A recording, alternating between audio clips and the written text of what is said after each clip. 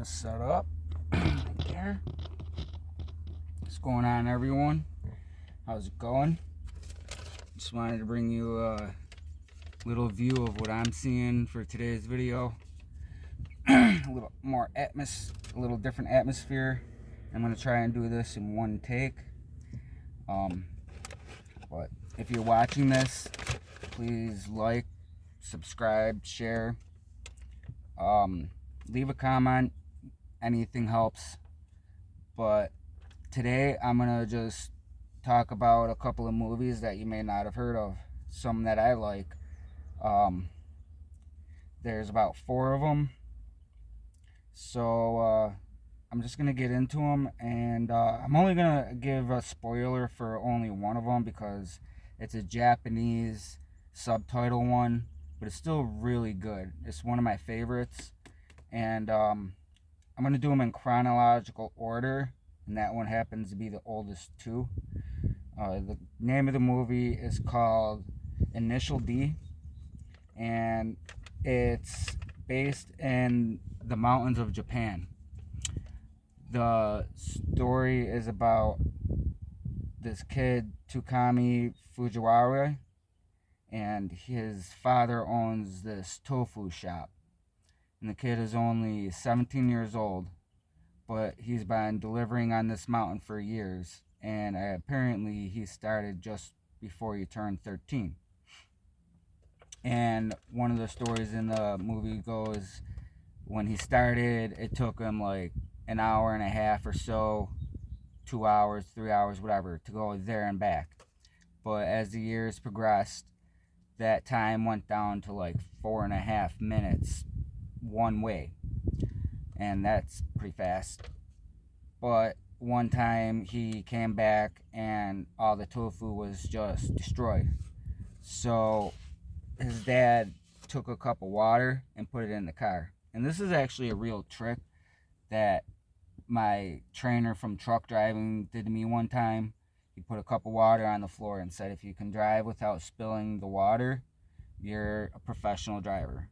And I did really good at that. I didn't spill a drop. But he had to do it in this car. And he had to learn how to not spill a drop and just drive smooth. And the car that he uses is a Toyota AE86 that his dad built up. And, he didn't know it at the time, but his dad built that car up from his racing background. So that car goes against a bunch of old school Japanese JDM cars, like the GTRs. I think there's some RX-7s in there, and he goes up against these big cars. A little 4-banger going up against turbo 6-cylinders, and he's just able to outdrive them and just win.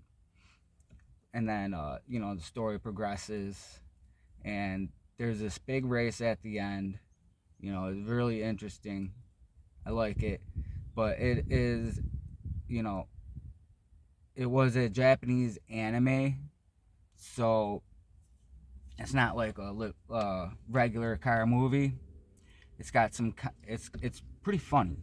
There's some comedic moments in there, lighten the atmosphere, and there's some driving that's pretty good in there. Pretty good action driving.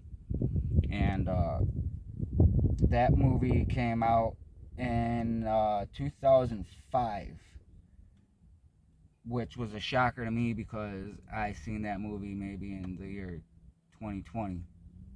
But it said, I looked it up and I made sure it said it came out in 2005. Which is actually, it's just shocking because of how good that movie actually was, and I just missed out on it for so long. So if you can get past the Japanese subtitles, go check that one out. I highly recommend it. And on to the next one. Now this one is every car guy's dream come true in a movie. You know, we all dream about having these awesome cars and then going to a high school with these awesome cars and just racing and you know, everything being great. The reality is it's not like that. But this movie is called Born to Race, and it came out in 2011. It's basically an underdog movie about this kid, Danny Kruger, who was sponsored in the beginning of the movie, and then he ended up crashing his car, and then ended up moving with his father, Frank Kruger, you know, another awesome Frank. But he ended up moving in with him and going to this high school that was just like a dream high school to go to, because all the cars that were in that high school were just amazing. Um, the car that he drives is a Blobeye WRX, and he has that souped up, and that's kind of an underdog story because it's only a turbo 4-cylinder, and he goes up against, you know, 5.0 Mustangs, and he does these high school drags at the end of the movie, and you know how it's gonna end, but it was still a pretty good movie. Some of the cars that were in the movie they have this super nice Buick Grand National, I think it is, and that one was built. There was what was it, 55 Chevy in there. There's some built Mustangs, Honda Civic, you know, the newer weird looking one. It's still in there. You know, it's got just so many cars in there. Such a good movie. Um, but that one was a pretty good high school kind of dream movie. But you know, this next movie came out a couple years after that, and anybody who has played this game should have seen this movie. And if you haven't seen this movie, you should. This is like this is a revenge underdog story. It's kind of got kind of a Cannonball feel to it, but like kind of a twisted metal edge. Before that came out, the movie's called Need for Speed, and it came out in 2014. I'm trying to read one of my notes here. Oh, it came out in 2014, and there's possibly a Need for Speed 2 coming out. That's what that says. But this one has some big names in it. Aaron Paul from Breaking Bad, he plays Toby Marshall, and that's the only big name. There's just one big name in it. But Dino Brewster and Toby Marshall have this big grudge because in the beginning of the movie, there was a big race, and you know, they were driving some Koenigseggs, the Garrett R's, and there was a accident and something happened, so Toby went to jail for a few years, and when he got out, he had to go to this big race that was all the way across the country, and it goes from, he had to start from New York and get all the way to California. So that's the Cannonball feel, and the underdog feel is in the beginning of the movie, the opening credits start out with this like classic Need for Speed street race, real energetic street race. It was a good opening, and then it turns out to be, you know, him racing to keep his shop open that he inherited somehow on Mount Kisco, and you know, at one point, Dino Brewster comes up to him because he turns out to be this douchebag hotshot guy, and somehow ends up with the Carroll Shelby Mustang that was unfinished, but he asked Toby to finish it because he was like the best shop he's ever seen. So he does that, and that Mustang did over 230 miles an hour.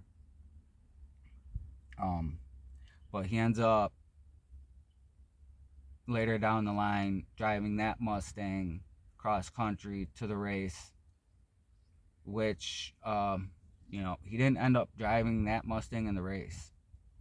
You should just check out that whole movie on why he didn't. But I found out a fun fact. There was 6 fake GT500s. Well, okay, the car was a 2013 Shelby GT500 that Carroll Shelby was working on before he died. There was one real one made for the movie and 6 fake ones. I don't know if Need for Speed made the real one or if Ford actually made it, but I thought that was a pretty cool little piece of info. But the last movie, you all should know it, you all should have seen it, was Ford versus Ferrari. It came out in 2019. Christian Bale played Ken Miles. Matt Damon played Carroll Shelby. And I just found out that Jon Bernthal was in it. He played the Punisher. He's in a few good movies, but I thought that was cool. I don't know how much he's in there. I'd have to go back and watch the movie. But the cars. And it was made in 2019. So it's kind of recent. And the story is just basically kind of a cool come up story with how the Ford GT was made. At the time it was called the Ford GT40. It was only 40 centimeters high, but 40 inches high, one of them. I think it was 40 inches. But that was a very cool movie because it brought back the old school feel of racing, when it was just coming up and it was just gritty. And how things happened back in the day. Everybody kind of imagined what it was like, and that kind of brought back that feel for me. But those are the movies that I recommend. And those are the movies I've seen. But one movie that I haven't seen that I'm just gonna give a pointer on is the Gran Turismo movie. Now, I don't know what it is about that movie, but I don't even want to watch. I'm not feeling the need to watch that movie because it was just too professional. It wasn't real. I know it was based on a real story, but that's not how things really happen. You're not gonna get famous from sim racing. It's just a video game thing, and it's supposed to be fun. It's cool that kid actually made something from the game, but it was just didn't have that realistic kind of feel that I'm looking for. It was just kind of like he got lucky. He was good at racing, but he got lucky. Maybe it's because I feel like I've been sim racing for a long time, and everybody was just gonna start doing it, and act like they know everything about the sim racing and driving and all that, which kind of did happen. It did make sim racing explode at the time, when COVID was out. So maybe that's what it is for me. But maybe I'll check out that movie and do a review on that. If there's anything else, any other movies that I missed that you think I should see, let me know. Try to comment, subscribe, share. Let me know if there's something else of interest that you want me to talk about, whether it's cars or whatever, life things. Just trying to grow this channel for now and keep it interesting. Thanks, and have a good day.